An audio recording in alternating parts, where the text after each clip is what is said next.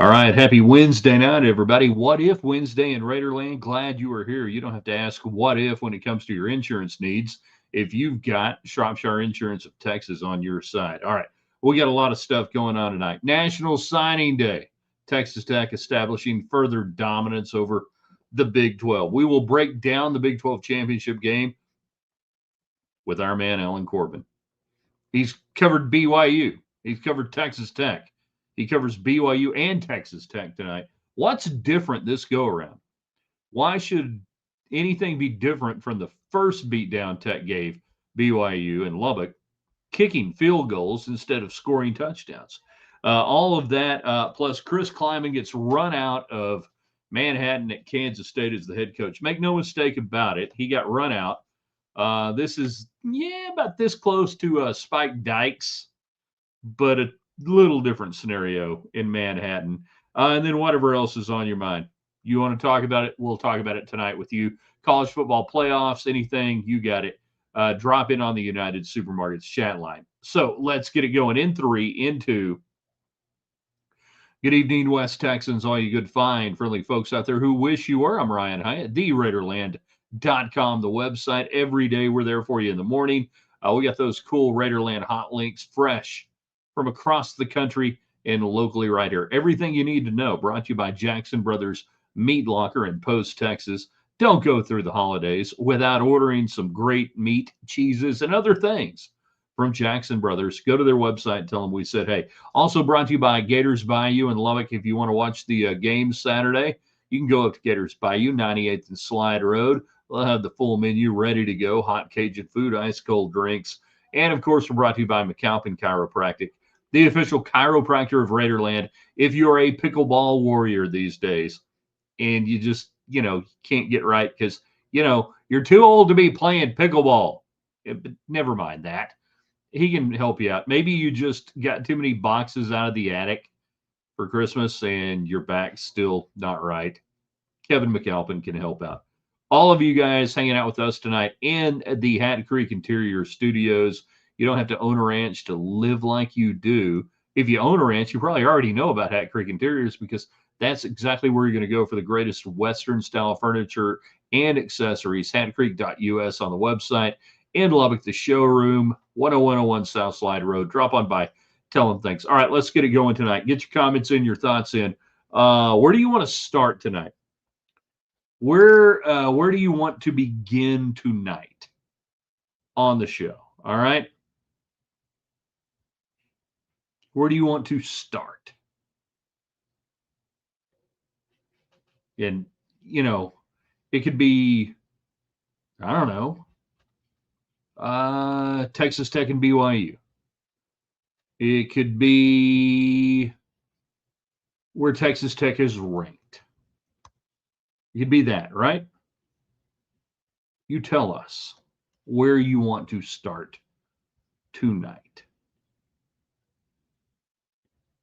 Because I feel sometimes like, I try to move the conversation here, move the conversation there. You tell me. All right. Old helmet sticker Monday. Jeff gets in. He's an OG. Helmet sticker to the great Steve Cropper, RMP American legend. I missed something, obviously, on that one. I apologize.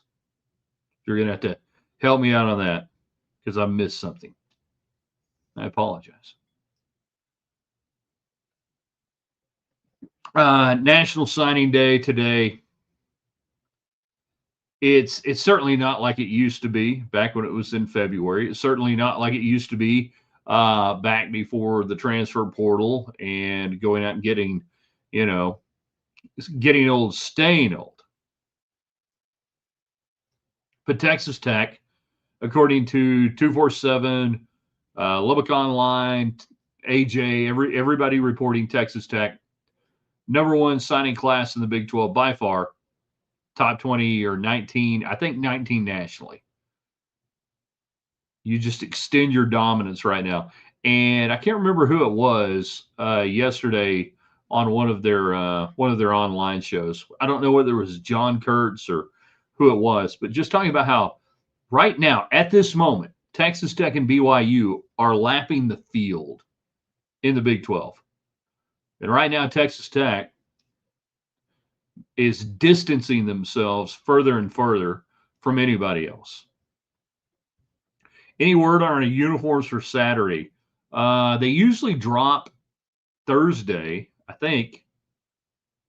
I'm guessing it's going to be a very classic Tech look.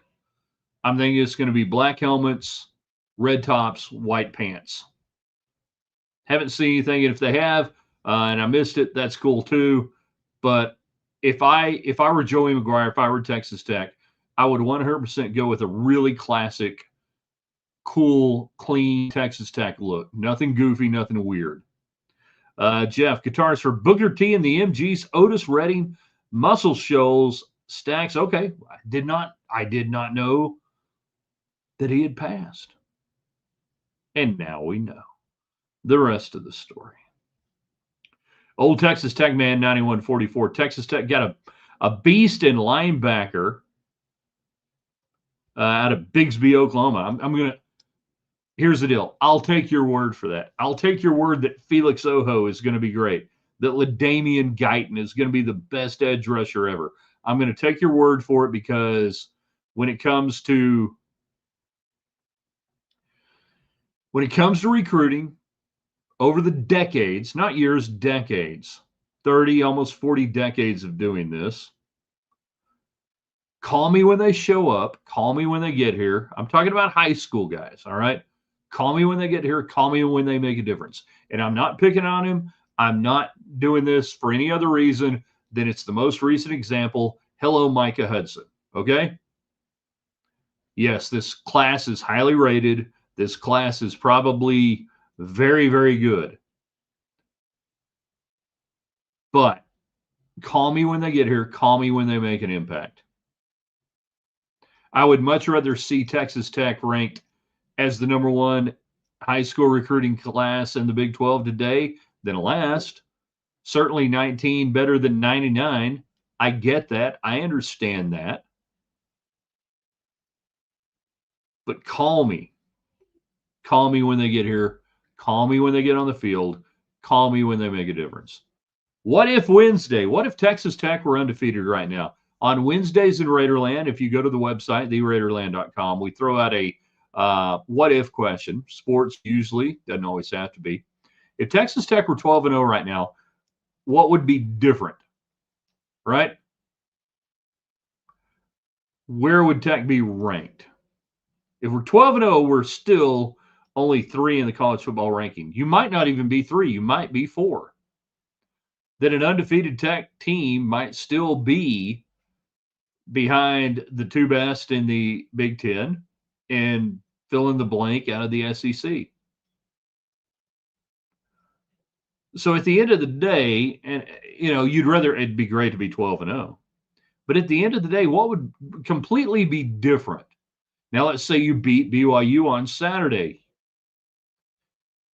And if you were undefeated at 13-0, what would be different going into Sunday? You tell me. Joseph gets in. I feel like Tech and BYU are setting the bar for the Big 12. The rest of them can't keep up. Don't cry when the SEC or the Big 10 try to poach them.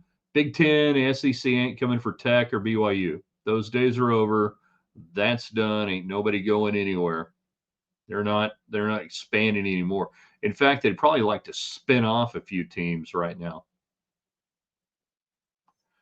If you're the Big 12, though, you might be, there might be teams trying to get into the Big 12 so they can sit there and seemingly think, well, maybe we can get into the college football playoff out of that league easier than the SEC or the Big 10. But no, they're not going anywhere.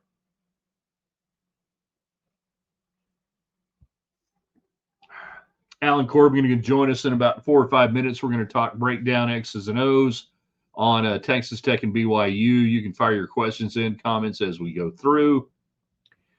He is on YouTube, Ryan Hyatt's Raiderland on YouTube. Hit like, hit share, grow it, get more people in. Same thing on Facebook, and then on Twitter X at Ryan Hyatt Media. Everything's free. Don't cost nothing. So grow it, get your friends in. Penn State recruiting class 138, just below Montana State. Nothing like firing your coach with no plan B. No plan B. They had a plan B. They had a plan C. They had a plan D. They're on plan Q, Planet Q, or Q from Star Trek The Next Generation. What you're seeing at Penn State is in real time the unmasking of certain college football programs that now, thanks to the transfer portal, NIL, and the new world order of college sports, what's their inherent advantage? And this is something that we'll probably discuss in the coming days when we get a little downtime between games and everything else. But in college sports right now, the inherent advantage that has existed for 50 years is gone. Penn State has no inherent advantage over Texas Tech. Notre Dame, no inherent advantage over anybody else. Texas, Alabama, no inherent advantage anymore. The playing field has been leveled, and Penn State is finding this out in real time that they think Joe Paterno's still there. They think it's still 1986, 1975. They don't get it. They don't get it because they don't want to get it, on one hand. They're fighting it in the halls of Congress. By the way, the SCORE Act is horrible. It should not be passed. CARA is a much better piece of legislation moving through right now in the House. But what you're watching at Penn State is what's going on in Austin, what's going on around college football right now. The inherent built-in advantage is gone. Klieman feels a lot like Dabo Swinney and the 40-year-old man didn't want to keep up with the times. I think that's part of it. I think also what you're seeing there, they absolutely ran him out. It's very much like Spike Dykes in 1999, although Klieman wasn't there as long as Spike Dykes was at Texas Tech, though he had really good success and proved you don't have to be named Bill Snyder to win there at Kansas State. But the bottom line was they woke up today and they could get, Collin Klein, their Kliff Kingsbury, and they had to get him before he went to South Florida or somewhere else. So they basically told Chris Klieman, yeah, you're out. Now, you can look like you're leading a parade, or you can look like you're getting run out of town. What do you want to do? They ran him out. Make no mistake, Collin Klein is farther along than Kliff Kingsbury was when Tech hired Kliff Kingsbury, but not much. I mean, look at it. Favorite son coming home, an offensive coordinator at an SEC school, Texas A&M, great success, and the hometown team worried that somebody might get him. I'm not saying that Klein can't be a great coach. That's not what I'm saying. I'm not going to say that he's going to flame out the way Kliff Kingsbury flamed out at Texas Tech. But they ran off Chris Klieman for the hot new shiny toy. Okay, let's see how it works out. Now, there's also the whole idea of Klieman burned out the post-game press conference and the breakdown, and it just, at that point, you're like, dude, you probably don't need to be coaching anymore right now. It's not working out for you. Let's see, off of YouTube, Sandusky scandal destroyed Penn State. They never recovered. Worse now because of NIL. Why go there when you can go anywhere? NIL has leveled the field. Agreed. Jeff, I'm just happy A&M is losing their OC after their best season in years. Which, by the way, shouldn't, even though Klein is going to be allowed to stay at A&M. By the way, that's how desperate Kansas State is right now. Sorry, John Kurtz. I'm just calling it the way I see it. You look desperate and poor by saying, yeah, we don't care when you get here. We're just so desperate to get you here. You can keep coaching at A&M and show up when you can show up. Really? Is that where you are? The Bill Snyder hangover continues. 100%. All right, let's bring him in. Let's talk breakdowns, X's and O's, Texas Tech and Brigham Young. Our next guest, you've seen him on the show many times. His name is Alan Corbin. He lived out there in the wilds of Utah. And by that, I mean he lived on locust and honey. He had a beard like you can't believe. He made his family drink from rivers. They did not have bottled water. And he's covered Texas Tech, grew up in West Texas. Now he's back in the Lone Star State. He is Alan Corbin. And Alan, I'm guessing everything I just said is factual, correct? Yes, except for the whole drinking from streams part. You can get sick and die because. Oh, no, I think all of that's factual. I really do. Yeah. I mean, we boiled the water and put it through a filter, but yeah, technically we did. All right. Let's have some fun on this one tonight. Anything I said about Kansas State, do you want to disagree with? I don't disagree with you at all. They are desperate. Yes, one. Two, they're doing what Clemson should probably have done 2 years ago or should do this week. They're ahead of the curve on that. If you're not up with NIL, you don't need to be there. And yeah, everybody had the same thoughts after that Utah press conference where they blew that big lead.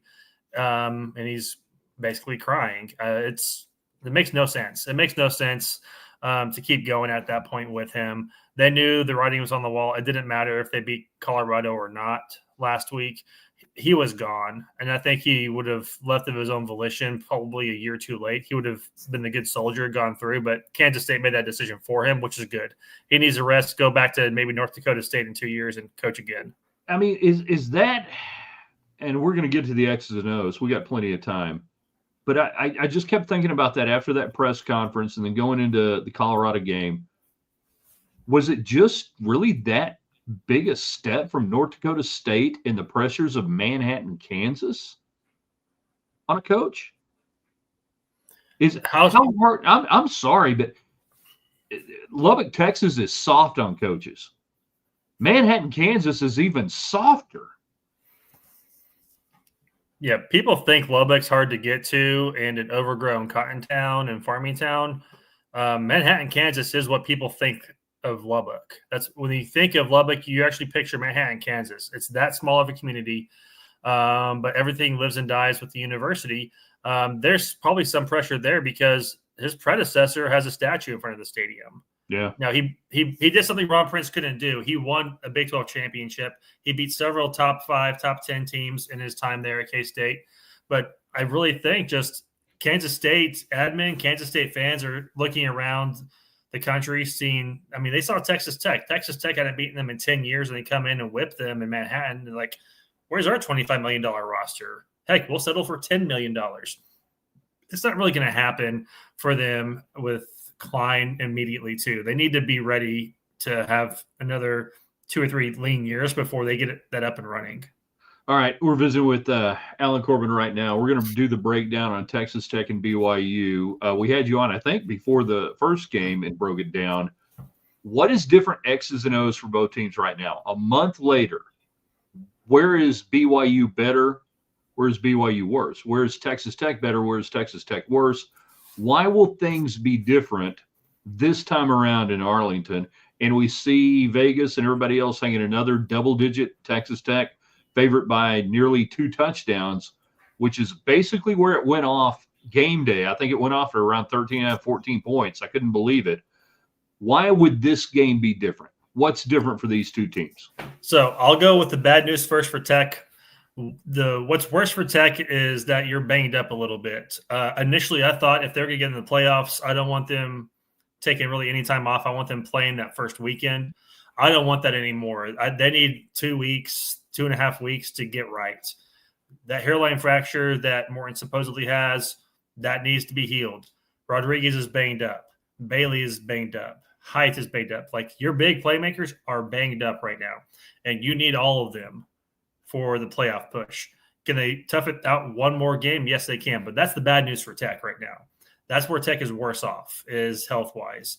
They're not showing it because they're going out and battling. Barry Morton getting in somebody's face, planting off the other foot to get it. I mean, I don't know if you saw that video or not.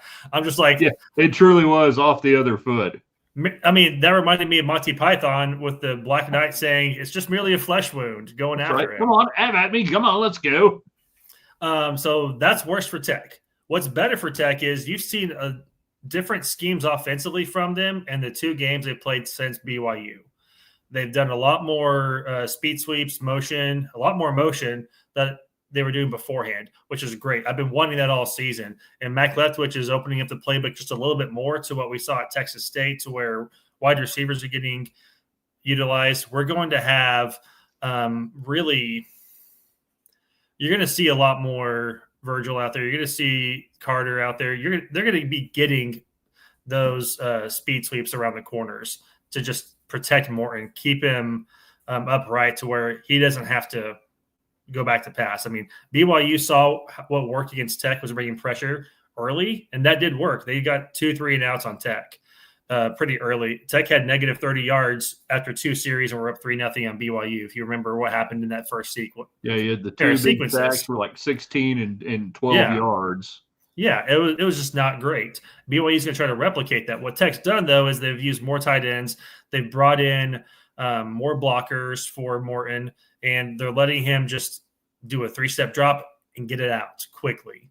Not so much what BYU is going to try to do as far as doing those, 9-yard curls, quick outs, anything like that. They're going to try to get it out of his hand quickly. You're going to see a little less play action from Tech, I think, just to protect Morton on that. But they're going to keep grounding and pounding. They're going to probably run the ball more than they did against BYU a few weeks ago, where they ran the ball 43 times. You're going to see a lot more from Tech running the ball.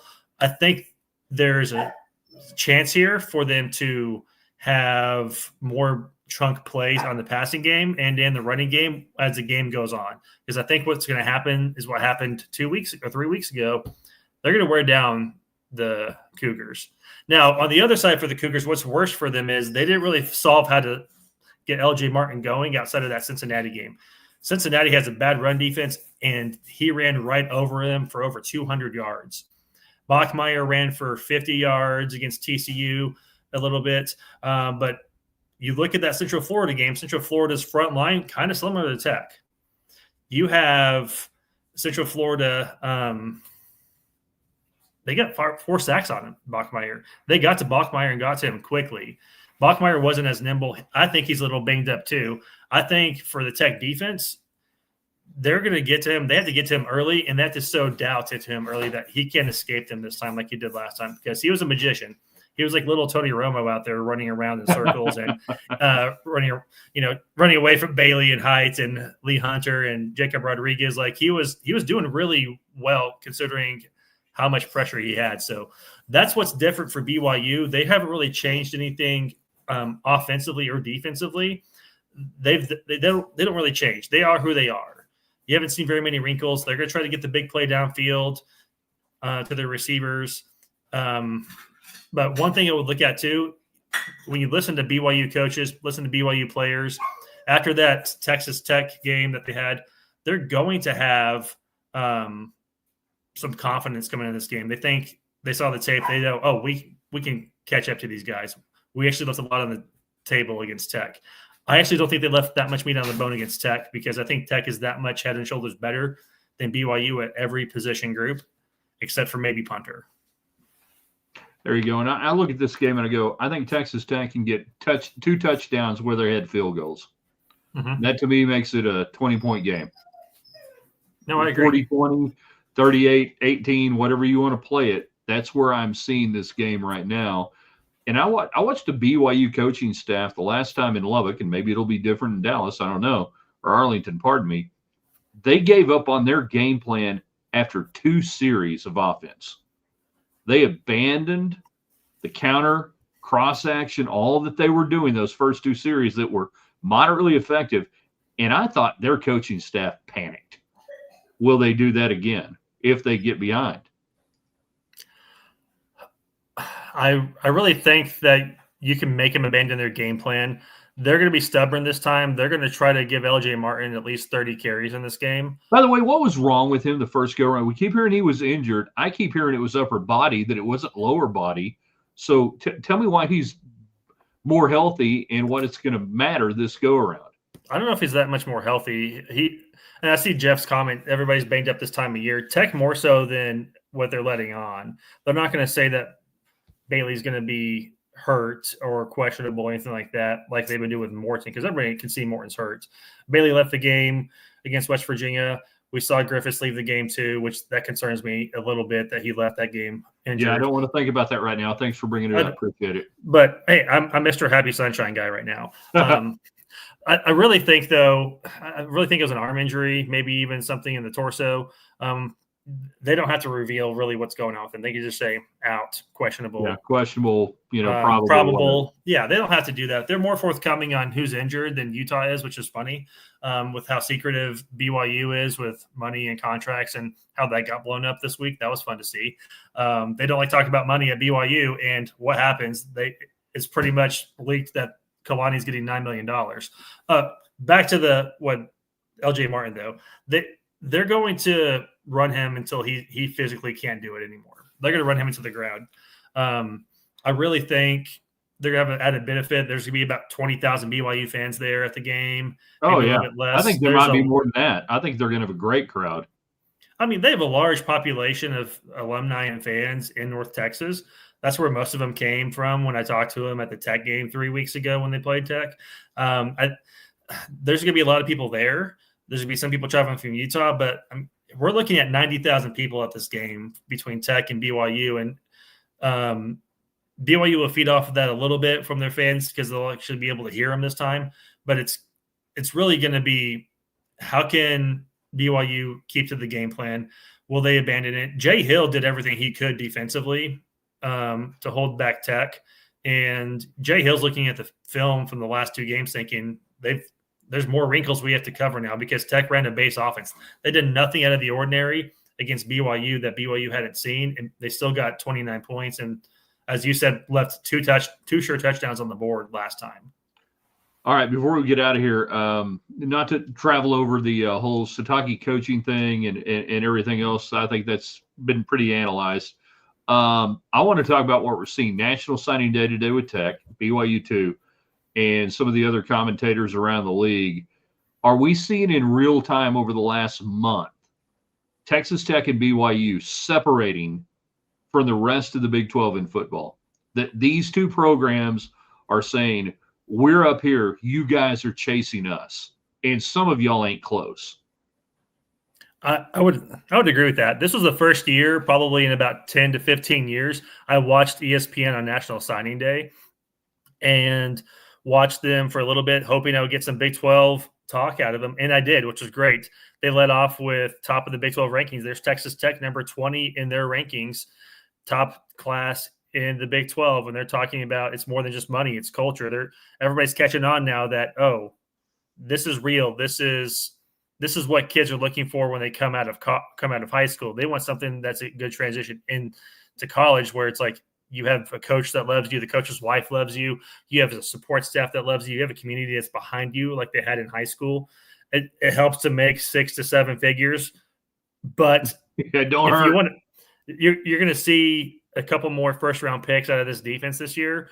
You're going to see another one they had 2 years ago. You're going to see all of the success of people leaving Texas Tech going to the pros. I mean, it's really going to be something that is sustainable. Yeah, Jeff right there, stealing my thunder right there, Jeff. It's sustainable for Texas Tech. And signing McGuire to that extension, that just proves that they're committed to him. They're committed to the whole program with Blanchard there. Now, you look at BYU. BYU grew up yesterday, like you mentioned. They realized that they have to be part of the world of college football, and they have to act like the world of college football in the good ways. If you watched any of their press conference today with their board of regents, chairman, their athletic director, talking about Kalani Satake and committing to this, I mean, he's the mission of the church. He's the face of the mission of the church, basically. He is their biggest representative right now outside of their prophet, because BYU brings in eyeballs. People want to watch BYU. There's going to be a lot of eyeballs on BYU again this weekend because they're playing in the Big 12 championship game. And the added bonus now for BYU is they're getting their version of Cody Campbell stepping up. Yeah, it's the cookie guy from Crumble, but they have 5 or 6 other guys like that too. Yeah. You have no idea how deep those pockets are of the BYU alumni base that are willing and able to do this if they are asked. They have to ask for help to get that, and they finally did that, and look what happens within 24 hours. they're paying somebody $9 million to live in the equivalent of Lubbock in Utah. I mean, that's monopoly money at that point. I am convinced, Alan, that what we're seeing at Tech, BYU, that all around the country, there are schools just like these schools that have alums who have made millions and millions and billions at sometimes of dollars that are beginning to understand that now they can immediately affect the direction of the athletic departments, not just building a building, not just, doing a whatever, but it immediately goes into the labor force and it turns around into wins. That was never the case in the past. Now, we could say under the table and everything else, and I get that, I understand that. But what you're seeing right now, the current landscape, you get a bigger bang for your buck than you ever got. And I think donors around the country are seeing this. I mean, we saw it. I would give you Kansas in the stadium and everything they've done at Kansas, that all of a sudden there was a bunch of money for football. Why? What changed? They believed that they could impact wins, and they didn't have a good year this year. And, we can joke on that. But, Alan, I think we're seeing the Tech effect all around the country right now. Oh, exactly. I'm going to give you 7 schools right now that are trying to gear up and do what Texas Tech is doing, because they saw Texas Tech, and now they're seeing BYU do it too. So I'm going to give you 7 schools to look out for the next 2 years to start piling up the money from the bank. The UCLA, it's an enigma. They have a great alumni base, a lot of actors there. Mark Harmon, the great actor from NCIS and the Tom Hanks. He's an actor. I know. Summer he's an actor. Was his best work. All right, summer school was the peak of. Anyway, yeah, he's great. He's great in that. I think he was in Freaky Friday too. My kids were watching that the other day. Going blow with the blow with Jamie Lee Curtis. That's not a drug reference. Sorry. Yeah, held on. Yeah, but I got UCLA. Kansas is one of them that I'm thinking of too. Here's a wild card for you because of where they're at and their alumni base. It's Rutgers. They have a great coach. They have a fantastic coach who, if he went anywhere else, he'd be getting 9-10 wins a year just because Rutgers doesn't support football that well. Yep. What if they put $15 million a year towards their roster? They'd be where Indiana's at right now because everybody saw Indiana do it. Here's another one. Illinois starting to get there. Brett Bielema abandoned Smash Mouth football and started running a spread. He owes Kliff Kingsbury another apology. You have another one too, and they're coming up now, not so much with the NIL, but because their conference sucks, is Virginia. Virginia's on the cusp of winning the ACC. They get some real momentum behind that. They have another alumni base that has some deep pockets that can get in there and do that. North Carolina is another one where they have the commitment to NIL money, but they have – it's weekend at Bernie's 3 with that one. I'm not sure Belichick is really alive. I think Jordan and his son are keeping him alive right now. But one more, and that's Miami. Miami embraced NIL. I don't know if they have the right coach for it, but Miami, what are they doing right now?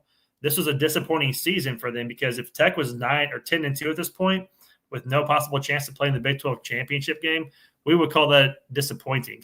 Miami right now. What I realize though about Miami is it is an incredibly small private school. I mean, we're not talking like LCU, but it is a small school there in an urban center. Now, it is surrounded by lots of money that didn't necessarily go to Miami, but I think that's the one thing that it would have to be community based at Miami as opposed to alumni based. And they can make that happen too. I mean, you look at Texas Tech, a large alumni base that's giving, but there's a lot of people who didn't go to Tech who support the team religiously because it's the team of West Texas. It's the real school of farmers. So we're going to support this real agricultural school right here in West Texas near us. We're going to want them to win. We'll donate to them. Tech has a little bit of that Miami needs at the wider community scale for sure. But there are some Miami alumni that have a lot of money. Former athletes. One of them is now an actor too. I brought up an actor twice on the segment. I apologize. But Dwayne Johnson, who wrecked Tech when he was on the Miami offensive line, he has deep pockets. He can rally the people in Miami if they wanted to bring him in to be their ambassador of culture, because that's the new thing now. You have an ambassador of culture who's famous. You can do that. I'm willing to be that for Texas Tech, but my phone never rings. I can do it. I mean, you'd have to fight Norrance Odiasi for that, but I'd be behind it. I wouldn't fight him. Maybe thumb wrestle. Nah, probably a bad idea. I mean, the man is 6'9" and averaged 7 rebounds a game. Those hands are probably the size of most computer screens now. You're destroying all my lifelong dreams. All right, Alan Corbin, this has been really good. We'll get you back on here during the college playoff season. How about that? Playoff season. We're going to be talking during the playoffs. Yeah, Texas Tech is playing meaningful December football during the season of Advent. Hold on. We need a Tech football Advent calendar. Like each day you open up a Great Red Raider. Oh, look, it's Gabe Rivera. And you get a little piece of chocolate. It looks like Gabe Rivera. Exactly. On the 10th day, it's a mustache for Jacob Rodriguez. On the 5th day, it's a crab for Michael Crabtree. Yeah, you know, like you can. I mean, there's lots of things for Zach Thomas. Why are we not marketing this stuff? I don't know, but we're getting playoff Advent calendar. We can get this out. Royalties. We can make money off of this. We need to call the clearinghouse. Call Cody Campbell. Cody can be the 24th day on there. If anybody tries to do this, by the way, we're writing this down. We're circling it. We're trademarking it. Yeah. The Tech Football Playoff Advent Calendar from Ryan Hyatt's Raiderland with Alan Corbin. We own this. Okay, you guys can't do this. No, that sounds great. We should do that. You know, Joe Filani. I mean, all right, man. Tell folks if they want to follow you on Twitter and stuff, where they can follow you. Yes, very complicated Twitter handle. It's at Alan Corbin. I'm there mostly retweeting dank sports takes and theological hot takes there, and occasionally ribbing the BYU fans, hoping that their soda's extra fizzy or telling them that fry sauce sucks, which it does. Fry sauce is an abomination to the Lord. It's just salad dressing with a little bit of extra. That's all it is. Yeah. All right, man. We'll see you. I'll talk to you later on tonight. All right. See ya. Thanks, Brian. Be good. Alan Corbin, everybody. Let's see. Real quick, couple of before we get out of here. We went a little long. Glad to see the clearinghouse as Darius Rucker isn't going to have any teeth. It never did. It won't. It has no jurisdiction here. And it's not going to hurt Texas Tech. Kansas, Texas Tech, BYU, used to be Oklahoma State, or setting the bar. Yeah, used to be Oklahoma State. Will the Pickens family support OSU again since Gundy is gone? I don't know. I don't know where that relationship is. I don't know if they care. I don't know. Good question, though. Great questions all the way around. We enjoyed the conversation tonight. We want you guys to share this, invite your friends in every single day. We want you to do the power of 5. Go to our great sponsors like Gators Bayou, McAlpin Chiropractic, United Supermarkets, and Hat Creek Interiors. Hit them on Facebook. That's the easiest way to get there. And say thanks for supporting Raiderland. If you do that every day, they appreciate it. Helps grow Raiderland. Then, while you're on, I don't know, Facebook, YouTube, and Twitter X, you can hit share and invite people in. All right, we're going to wrap it up. Tomorrow, big overrated, underrated Thursday coming up on the website, theraiderland.com. We're going to be with you on Twitter X and social media tonight at Ryan Hyatt Media on Twitter X. And we'll have your daily dose of West Texas coming up.